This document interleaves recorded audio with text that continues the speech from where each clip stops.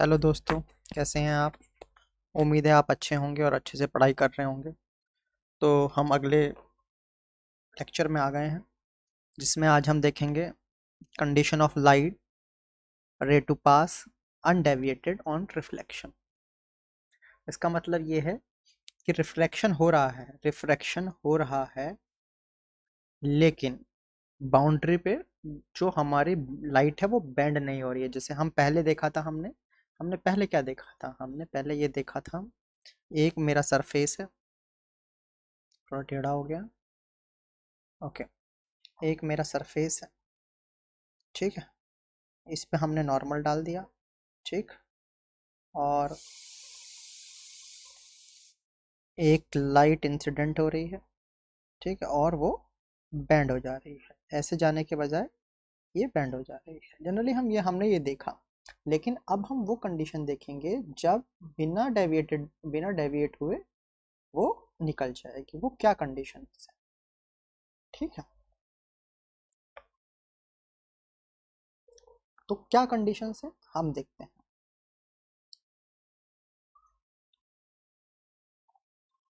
पहली कंडीशन पहली कंडीशन की हम बात करें, दो कंडीशन है ऐसे में, ठीक है।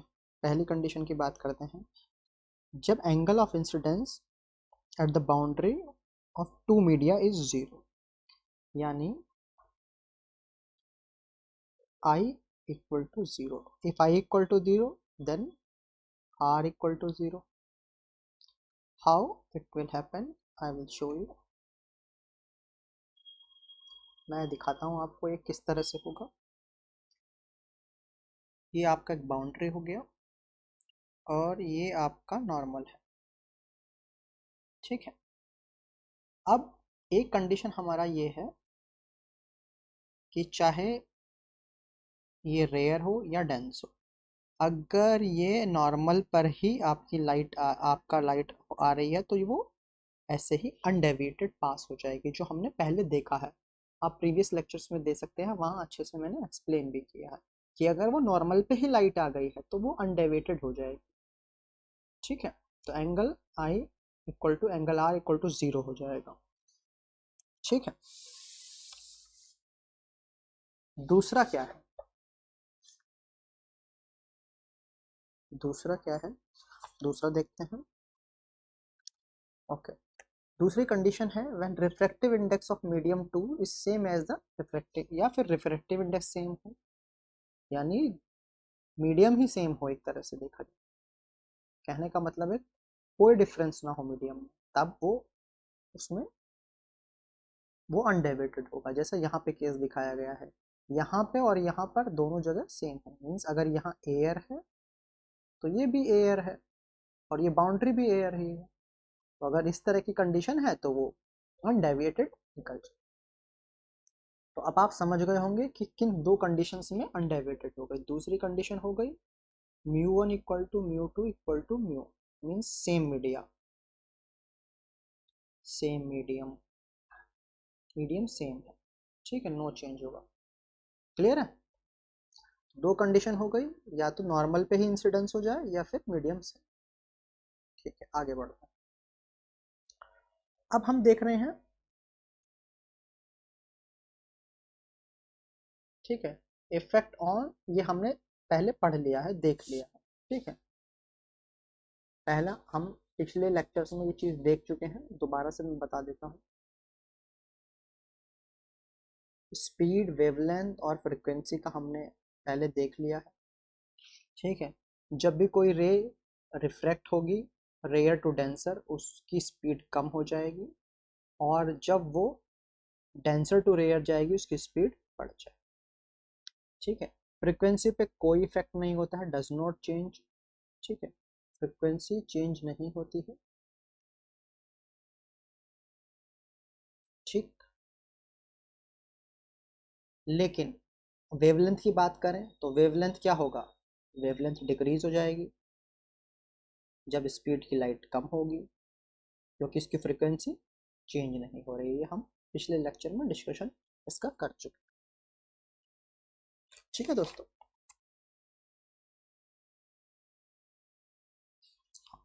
आगे बढ़ते हैं। अब कौन से फैक्टर हैं जो अफेक्ट कर रहे हैं रिफ्रैक्टिव इंडेक्स को मीडियम के, ये इंपॉर्टेंट है और इसको अच्छे से समझेंगे भी। ठीक है, पहला क्या है, पहला कौन सा इफेक्ट कर रहा है, नेचर ऑफ मीडियम। मीडियम का नेचर क्या है, नेचर ऑफ मीडियम। ठीक है,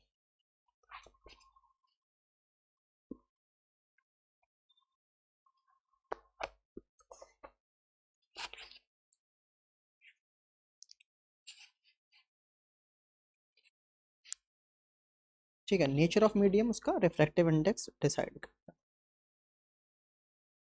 क्यों क्यों नेचर ऑफ मीडियम डिसाइड करता है,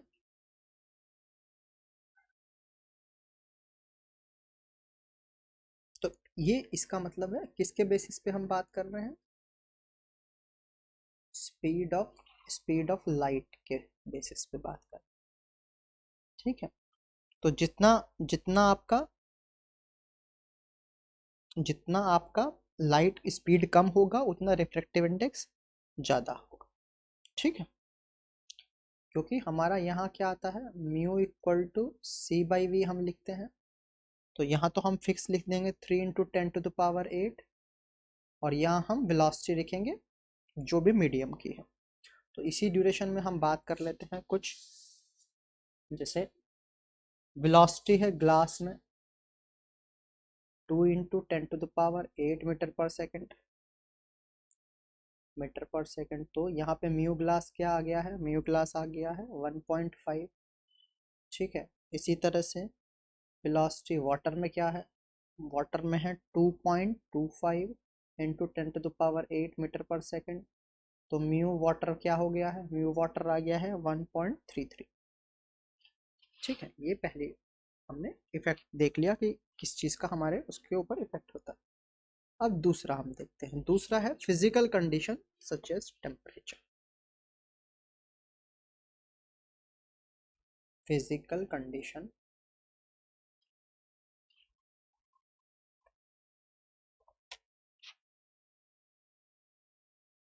एग्जाम्पल टेम्परेचर।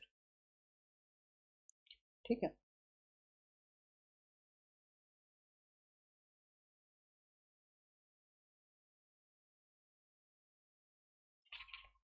तो अब हम इसकी बात कर रहे हैं, फिजिकल कंडीशन टेम्परेचर की हम बात कर रहे हैं। ठीक है,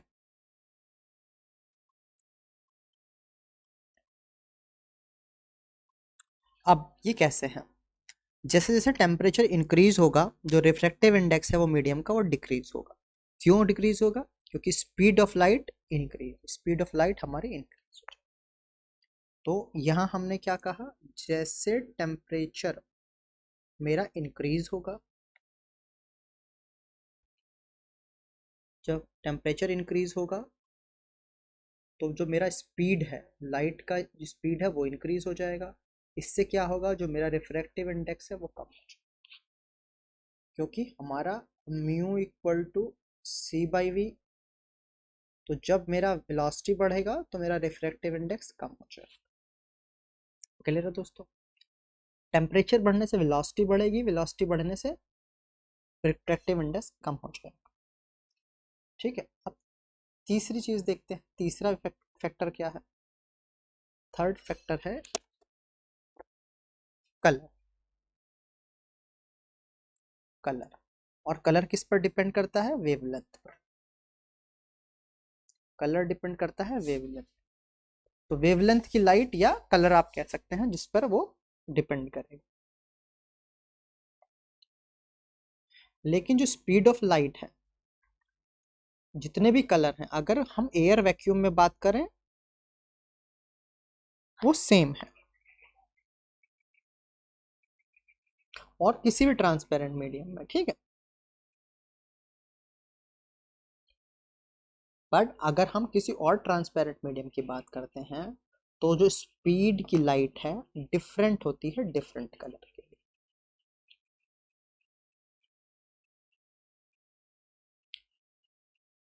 अगर किसी मीडियम में स्पीड की लाइट क्या है, मैक्सिमम किसकी होगी, रेड की होगी, और वॉयलेट की सबसे कम होगी।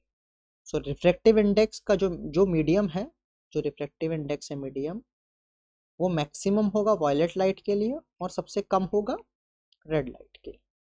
ठीक है,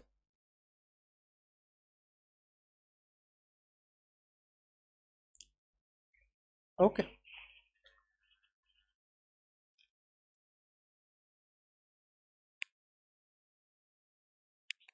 अब ऐसे समझते हैं इसको, देखिए कैसे समझते हैं। Mu equal to C by V. ठीक है, अब ये वॉयलेट है, विबग्योर आपने पढ़ा होगा। ठीक है, और ये रेड है। अब जो रेड की है, जिस जो अ, वो मैक्सिमम है, तो ये मैक्सिमम। ठीक है, और यहाँ पे ये मिनिमम है, अगर हम विजिबल रेंज की हम बात कर रहे हैं। ठीक है,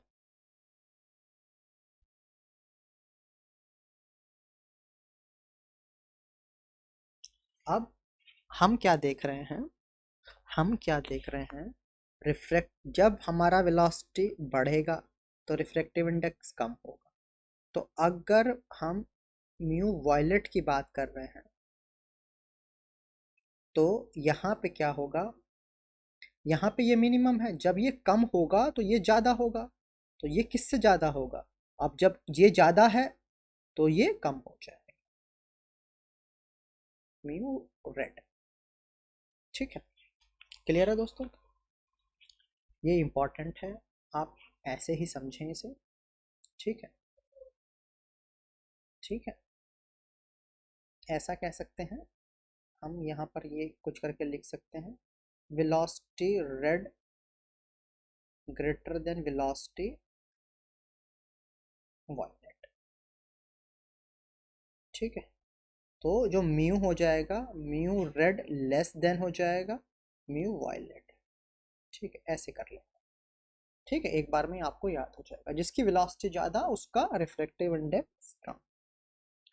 ठीक है दोस्तों, तो उम्मीद है आपको ये चीज़ समझ आई होगी। ठीक है, अगर फिर भी कोई कंफ्यूजन है तो हम दोबारा से इसको देखेंगे, कोई दिक्कत नहीं। Principal of reversibility of the path of the light. ठीक है, अब इसको हम थोड़ा सा देखेंगे क्या है ये, क्या क्या कहता है principle. According to the principle the path of a light ray is reversible. Principle ये कहता है कि जो लाइट का जो पाथ है वो रिवर्सिबल है। ठीक है, अब जैसे ये लाइट रे है ए ओ, ए ओ, अगर हम ये वाली बात करें, पहले इसकी बात करें, ये वाला पोर्शन। ठीक है, ए से ओ, ये इंसिडेंट है, एंगल आई बन रहा है हमारा। सरफेस है एच एस डैश, जो सेपरेट कर रही है मीडियम वन और मीडियम टू को। जो रिफ्लेक्टेड हो रही है ओ बी के अलोंग, ये ओ टू बी, ये रिफ्लेक्टेड हो रही है। ठीक है, और angle of reflection, refraction R बन रहा है। तो refractive index of a medium two with respect to medium A. तो इस केस में जो ये पहला केस हमारा बना, पहला जो मेरा केस बना, ठीक है, पहला जो मेरा केस, चलो उसी में ले लेते हैं, है ना, थोड़ा साफ क्लैरिटी भी रहेगी, है ना। ठीक है, तो हम क्या कर रहे हैं, स्नेल्स लॉ से अगर मैं लिखूं वन म्यू टू, यानी दूसरे का रिफ्रैक्टिव इंडेक्स पहले के रेस्पेक्ट में sine I upon sine R. ठीक है, यही हमने पढ़ा था। ठीक है, अगर अब नाउ हम देखते हैं, अगर दूसरा केस ले लें, now if refraction takes place from medium two to one. अभी तो हम क्या कर रहे थे, यहाँ से यहाँ गए, ये केस वन था मेरा, ये इसको बोला बोला हमने केस ए बोल देते हैं, चलो ए ले लेते हैं ना, ए आसानी रहेगी। केस ए की बात कर, जब हमने इस वाले मीडियम से इस वाले मीडियम में हम गए, मीडियम वन से मीडियम टू में गए। अब हम दूसरा केस ले रहे हैं, जब हम टू से वन में जा रहे हैं, जब हम टू से वन में जा रहे हैं, यहाँ वन से टू में गए, यहाँ से टू, ये इसको बी केस बोलते हैं। ठीक है, तो बी केस इन्होंने लिया है ब्लू कलर से, ये वाला, यहाँ से रे चला बी ओ। ठीक है, यहाँ से रे चला बी ओ, और अब एंगल ऑफ इंसिडेंस हो गया आर, एंगल ऑफ इंसिडेंस हमने यहाँ ले लिया आर। ठीक है, क्योंकि ऑलरेडी एक ही एंगल है, और यहाँ पर ये रे निकल गया ओ ए, और एंगल ऑफ रिफ्रैक्टेशन हो गया आई। ठीक है।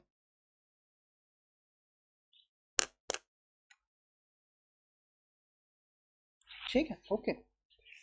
तो अब रिफ्रैक्टिव इंडेक्स बी केस में कैसे लिखेंगे? बी केस में मैं कैसे लिखेंगे? हम लिखेंगे 2, यानी 1 का रिफ्रैक्टिव इंडेक्स 2 के रेस्पेक्ट में। तो इंसिडेंस एंगल, इस केस में इंसिडेंस एंगल क्या हो गया? आर हो गया, तो आएगा साइन आर। और इस केस में रिफ्लेक्टेड एंगल क्या हो गया? आई हो गया है, तो साइन आई। आप क्लियर समझ रहे हैं? ये बात बहुत इंपॉर्टेंट है, अगर नहीं समझ आ रहा है तो समझ लीजिए। क्या समझे? समझना ये है, समझना ये है हमें यहाँ, जब हम इस केस की बात कर रहे थे, जब हम इस केस की बात कर रहे थे, अब देखते हैं, ऐसे समझें। जब हम इस केस की बात कर रहे थे तो यहाँ से मेरी ये रे आई, ये मेरा रे आया और यहाँ ये चला गया, ठीक है। तो यहाँ पे ये आर था और ये आई था इस केस में। अब जब हम इस केस की बात कर रहे हैं, जब हम इस केस की बात कर रहे हैं, ठीक है, यहाँ पे, तो अब ये यहाँ से और यहाँ जा रही है, तो एंगल तो ये अभी भी आई है और ये आर है, ठीक है। अब इसको आप ले सकते हैं, ऐसे कह सकते हैं आई, इसको बोल सकते हैं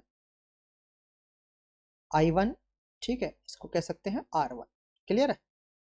तो आप इसको क्या लिखते हैं एक्चुअल में? आप लिखते sign I1 upon sine R1, ठीक है। अब I1 की वैल्यू क्या है? I1 की वैल्यू क्या है? I1 की वैल्यू है R के बराबर, तो इसको आप लिखते साइन R। और R1 की वैल्यू क्या है? I के बराबर, तो इसको साइन I, ठीक है। आप किसी भी तरह से लिख लीजिए, आएगा वही। आप ये बात समझे? कोई कंफ्यूजन नहीं होना चाहिए यहाँ पे, हम कोई कंफ्यूजन नहीं चाहते हैं, ठीक है। क्लियर है? ओके। तो हमारा ये आ गया है। अब हम क्या कर रहे हैं? अब मैंने क्या कहा, इस इक्वेशन को मैंने माना, इस इक्वेशन को मैंने माना, एक को 1 एक को 2, इस इक्वेशन को 1 माना, इसको 2 माना, ठीक है। अब देखते हैं हमने क्या किया, दोनों को मल्टीप्लाई कर दिया, 1 म्यू 2 मल्टीप्लाई बाय 2 म्यू 1। पहले वाले की वैल्यू रखेंगे sine I upon sine R, दूसरे वाले की वैल्यू रखेंगे sine R upon sine I, तो ये आपस में कैंसिल हो गए, तो ये हो गया 1, ठीक है। तो ये हो गया 1, ये आपस में ये कैंसिल हो गए, ये हो गया 1, ठीक है। ये हो गया है आपका 1, ठीक। अब हमने क्या देख लिया है? हमने देख लिया है 1 mu 2 multiply by 2 mu 1 equal to 1। तो अगर मुझे 2 म्यू 1 निकालना है 1 म्यू 2 से, तो ये सिंपल 1 अपॉन में चला गया। इसका मतलब ये है, इसका मतलब ये है, अगर हम पिछला एग्जाम्पल हमने याद करें कि हमने निकाला था air to glass, air to glass मैंने निकाला था, ये था 3/2। तो अगर मुझे ग्लास टू एयर निकालना है, आप अगर मुझे ग्लास टू एयर निकालना है तो ये 1/3/2 यानी 2/3 हो जाएगा। क्लियर है? ये चीजें क्लियर हुई? ओके, बहुत बढ़िया। अगर क्लियर हो गई है तो बहुत अच्छी बात। और अगर आप पहले भी एक एग्जाम्पल में हम देखेंगे तो हमने निकाला था water mu glass, water mu glass, जो मेरा आया था 9/8, अगर आपको याद है पिछले लेक्चर में, जिसको निकाला था 1.125 हमने, ठीक है। उसके बाद हमने क्या किया था? उसके बाद निकाला था ग्लास म्यू वाटर, तो ये क्या आना चाहिए? 1/9/8 यानी 8/9, ठीक है, जिसकी वैल्यू आई थी 0.89। अगर आप अपने नोट्स उठा के देखेंगे तो वहां पर भी यही कैलकुलेशन आई थी, ठीक है दोस्तों। तो आप क्लियर समझ गए? बहुत अच्छे से समझ गए, ठीक है। ये तो एक तरीका है जो इन्होंने स्नेल्स लॉ से समझा दिया है। आप अगर इसको, इस कैलकुलेशन को, इसी चीज को हम आप स्पीड ऑफ लाइट से करके कोशिश करते तब भी यही आता, यही रिजल्ट आना था। अगर आप जाएंगे वापस से स्पीड ऑफ लाइट के हिसाब से करके देखेंगे, तब भी यही रिजल्ट आना है। क्लियर है?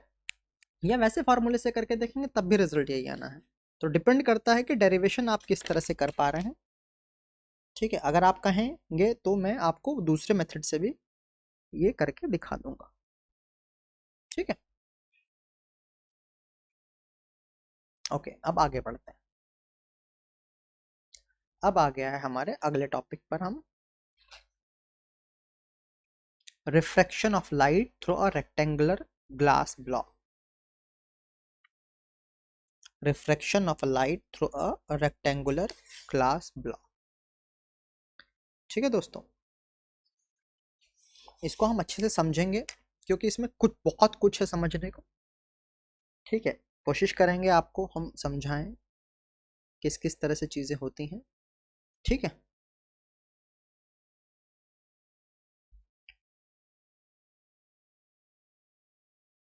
चलिए पहले तो बेसिक बात कर लेते हैं।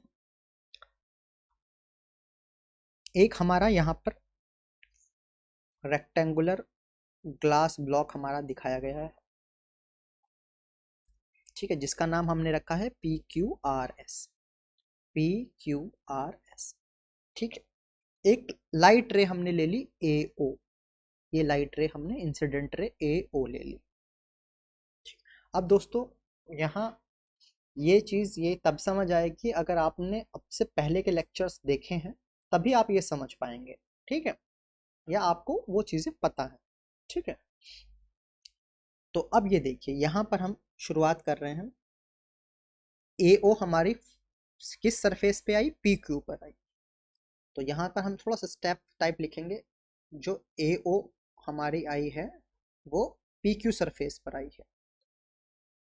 जो रे है हमारी रे है वो PQ सरफेस पर आई है। ठीक है, अब जो NOM है यहाँ पर एक नॉर्मल है। नॉर्मल यहाँ क्या है? नॉर्मल है हमारा NOM। ये मेरा नॉर्मल है यहाँ पर। ठीक,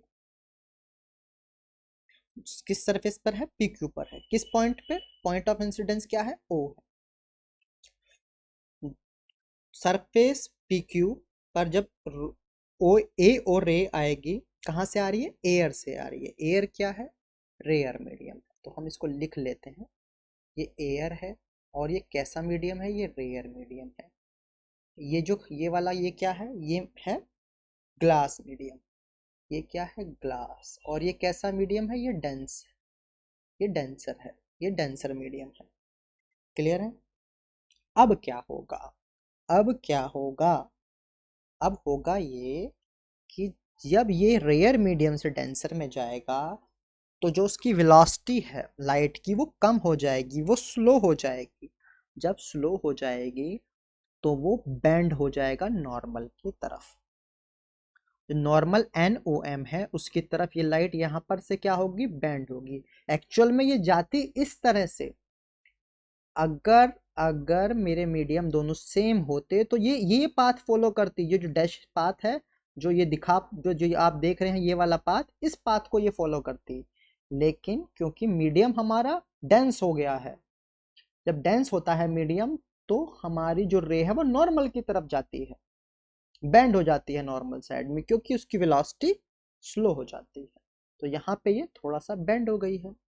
यहाँ तक आपको समझ आ रहा है? ठीक है, अब दोस्तों यहां से इस PQ से लेके SR तक मीडियम मेरा सेम है।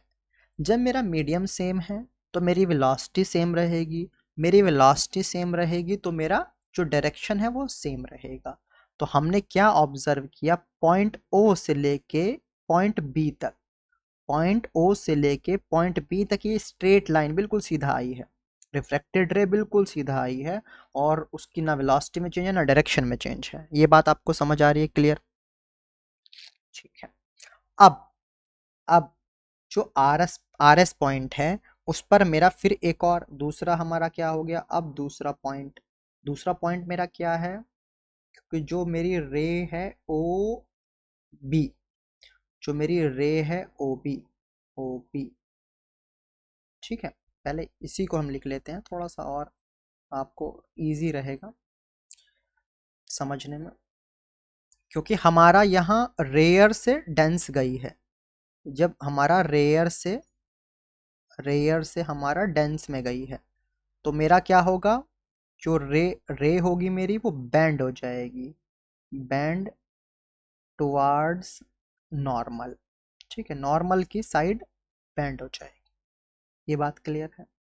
ओके। अब इसी इसी क्रम में हमारा दूसरा पॉइंट हम यूज करेंगे, सेकंड पॉइंट। अब सेकंड पॉइंट मेरा क्या कह रहा है? सेकंड पॉइंट मेरा ये कह रहा है कि जो रे है, जो मेरा रे है ओबी, वो क्या रहेगी, सेम डायरेक्शन में रहेगी। क्यों रहेगी? क्योंकि सेम मीडियम है। क्यों रहेगी? क्योंकि सेम मीडियम है, मीडियम में कोई चेंज नहीं है। ठीक है, अब हमारा थर्ड पॉइंट आएगा, यानी दूसरी सरफेस आएगी, थर्ड पॉइंट आएगी। अब जो मेरी रे हो गई, अब मेरी रे है अभी भी ओबी है। ठीक है, सरफेस मेरा क्या है? सरफेस है S R, S R, S R surface, S R मेरा सरफेस है। ठीक है, इस पर नॉर्मल क्या है? इस पर नॉर्मल है मेरा N1 B M1। क्लियर है? N1 B M1 ये नॉर्मल है सरफेस। अब दोस्तों, अब क्या होने वाला है, अब ये मीडियम कैसा हो गया, ये मेरा पता है डेंस मीडियम है, क्लास है। ये वापस से एयर आ गया, एयर कैसा मीडियम है? रेयर मीडियम है। तो अगर अब मैं इस वाले पॉइंट को देखूं, अब यहाँ पर क्या होने वाला है? अभी अगर यहाँ बात करें, पहले वाले केस में क्या हुआ? पहले वाले केस में हमारा ये हुआ, पहले वाले केस में क्या हुआ है? पहले वाले केस में मेरा ये हुआ है, ये मेरा सरफेस था, ऐसा था। यहाँ पर ये इंसिडेंट लाइट आई, इसको जाना था ऐसे, और ये ऐसे चली गई। ठीक है, ये आप समझ गए? अब दूसरा वाला जो केस है, यहाँ पर क्या होने वाला है? यहाँ पर होने वाला है, ये है सरफेस आपका। ठीक है, ठीक है, ये आपका सरफेस है।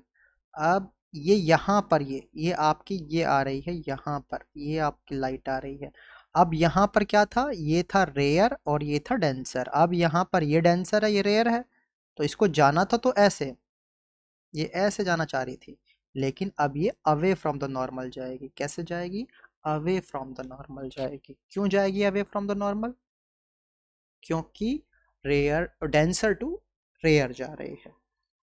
ठीक है, उसकी स्पीड क्या हो जाएगी? बढ़ जाएगी। उसकी स्पीड बढ़ने से वो दूसरी साइड निकल जाएगी।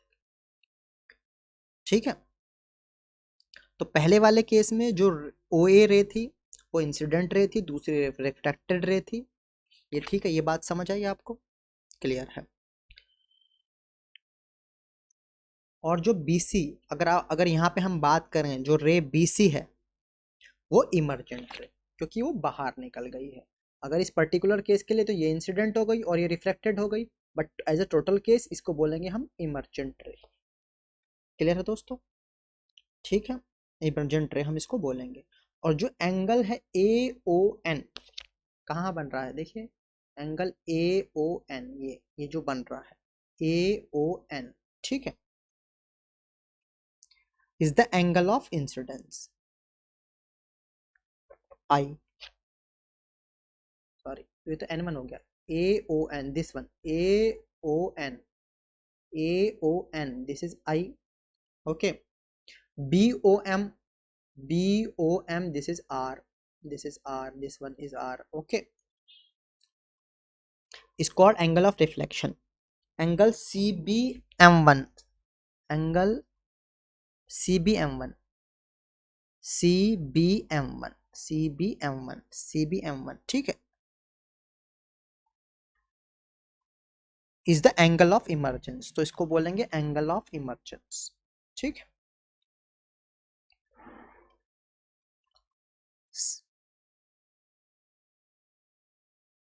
क्योंकि जो हमारा रिफ्रैक्शन हुआ है वो दो सरफेस पे हुआ है, PQ और RS पे, जो कि पैरेलल सरफेस है। ठीक है, तो इसलिए जो एंगल है MOB, जो एंगल है MOB, और जो एंगल है N1 BO यानी ये वाला एंगल और ये एंगल बराबर होगा। ठीक है, by the principle of reversibility of the path of a light E equal to I होगा। जो हमने रिवर्सिबिलिटी का पीछे प्रिंसिपल पढ़ा था उसमें E और I भी बराबर होंगे, यानी angle of emergence is equal to the angle of incidence. ठीक है, तो जो इमर्जेंट रे होगी BC वो पैरेलल होगी इंसिडेंट रे होगी। तो अगर आप ये देखोगे ये दोनों पैरेलल है। एक्चुअल में ये ऐसे आती लेकिन अब ये यहाँ निकले तो ये दोनों पैरेलल है। ठीक है दोस्तों, तो हमने क्या क्या देखा, जो एंगल I है वो एंगल ऑफ इंसिडेंस कहलाएगा, एंगल ऑफ इंसिडेंस कहलाएगा। जो एंगल R है वो एंगल ऑफ रिफ्रैक्शन कहलाएगा। जो एंगल E है वो एंगल ऑफ इमर्जेंट कहलाएगा। ठीक है, क्लियर है। जो रे AO है, AO रे है, इसको बोलेंगे इंसिडेंट रे, इंसिडेंट रे। ठीक है, जो आपका BC है उसको बोलेंगे इमर्जेंट रे, इमर्जेंट रे। ठीक है, और जो आपकी OB है, जो OB है इसको बोलेंगे रिफ्रैक्टेड रे, रिफ्रैक्टेड रे। ठीक है दोस्तों, क्लियर है, आपको ये चीज़ समझ आ गई होगी। ठीक है, और ये दोनों पैरेलल होंगी, ये दोनों पैरेलल होंगी। ठीक है, यानी इंसिडेंट रे, यानी हम यहाँ ऐसा लिखेंगे, हम ऐसा लिखेंगे, जो रे AO थी, रे AO इज पैरेलल टू रे BC। तो ठीक है, रे AO पैरेलल BC के, या BC पैरेलल है AO के। उम्मीद है आपको इतने में ये सब चीज़ें समझ आई होंगी। ठीक है दोस्तों, अगर फिर भी नहीं समझ आई है तो आप हमें कमेंट करके बताइए, हम इस टॉपिक को दोबारा से आपको पढ़ा। ठीक है, अब आगे बढ़ते हैं। अब देखते हैं लेटरल डिस्प्लेसमेंट, ये क्या है। वही फिगर हमारा आ गया जो पहले था, हमने यूज किया। ठीक है, हमने क्या ऑब्जर्व किया, हमने ऑब्जर्व ये किया कि जब रिफ्रैक्शन हुआ लाइट का दो पैरेलल सरफेसेस से, ठीक है, यानी पैरेलल साइडेड ग्लास ब्लॉक से, तो जो एंगल ऑफ इमर्जेंस है वो इक्वल रहा एंगल ऑफ इंसिडेंस के। ठीक है, तो हमने क्या देखा, angle I equal to angle E, यानी ये वाला एंगल जो है और ये बराबर। ठीक है, ओके। अब इसीलिए जो ए और जो इमर्जेंट रे है BC वो पैरेलल है किसके, AO के, वो पैरेलल है हमारे AO के, and they are in same direction, वो सेम डायरेक्शन में भी है, बट वो एक लाइन पे नहीं है। मतलब कहने का मतलब ये है, ये सेम डायरेक्शन में है बट एक लाइन नहीं, पैरेलल लाइन है वो। ठीक है, सो हुआ क्या है, जो इमर्जेंट लाइन है वो लेटरली डिस्प्लेस्ड हो गई है, कहां से, जो इंसिडेंट रे के पाथ से।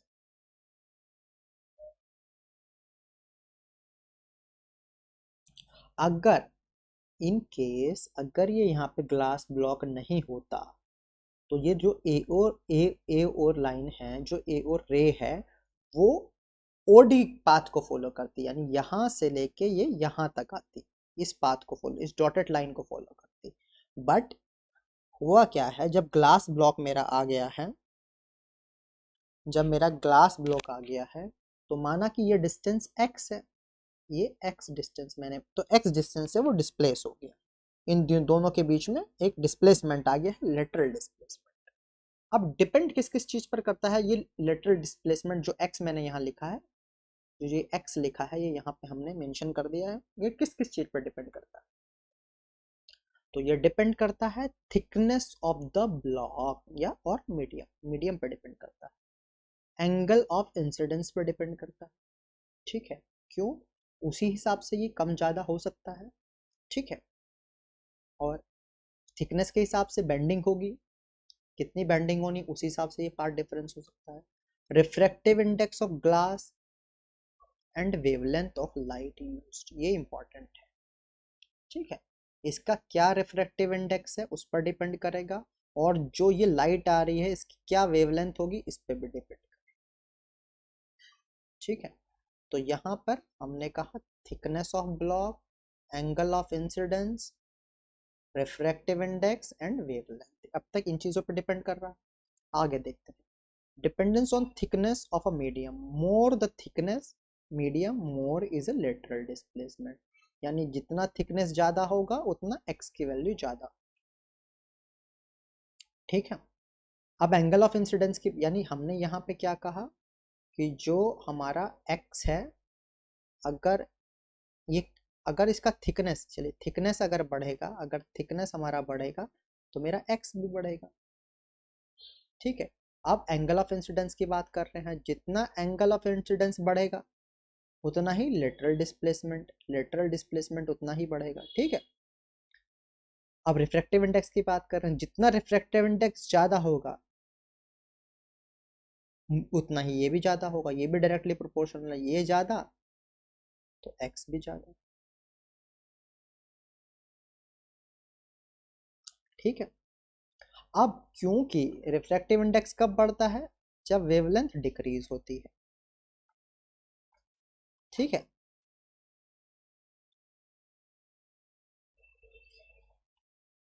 सो अगर वेवलेंथ डिक्रीज हो रही है तो ये इस तरह से बढ़। क्लियर, क्लियर बात आ गई।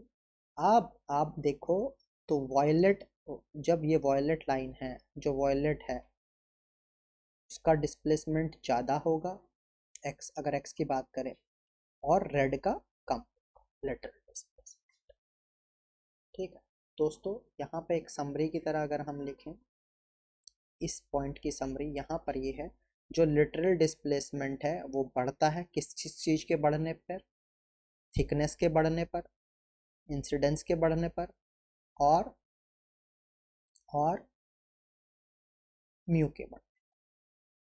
ठीक है, और ये कब घटता है, ये सॉरी नीचे की साइड आएगा, ये कब, ये कब घटता है, ये कब घटता है, ये घटता तब है जब वेवलेंथ मेरा बढ़ जाएगा। ठीक है, ठीक है, यहाँ पर ये बढ़ रहा है और ये सब भी बढ़ रहे हैं। ठीक है, तो ये मेरा समरी होगा, ये आपको समझना पड़ेगा, ये बहुत आपको काम आएगा। अब एक टॉपिक आज का और देख लेते हैं, उसके बाद फिर हम क्वेश्चंस वगैरह करेंगे, लास्ट टॉपिक है। ठीक है, या कहें तो अगली बार ले लें, बताएं, मल्टीपल इमेजेस का है। चलिए अगली बार जब क्वेश्चन कराएंगे तब हम ले लेंगे, आज इसको यहीं पे ख़त्म कर रहे हैं। ठीक है, और आप इसको पढ़िए समझिए अच्छे से, और अगर आपको ये समझ आ गया तो जो नेक्स्ट टॉपिक है आपका वो भी समझ आएगा। ठीक है, और आप इसको पढ़ते रहिए अच्छे से। चलिए okay, bye bye, take care.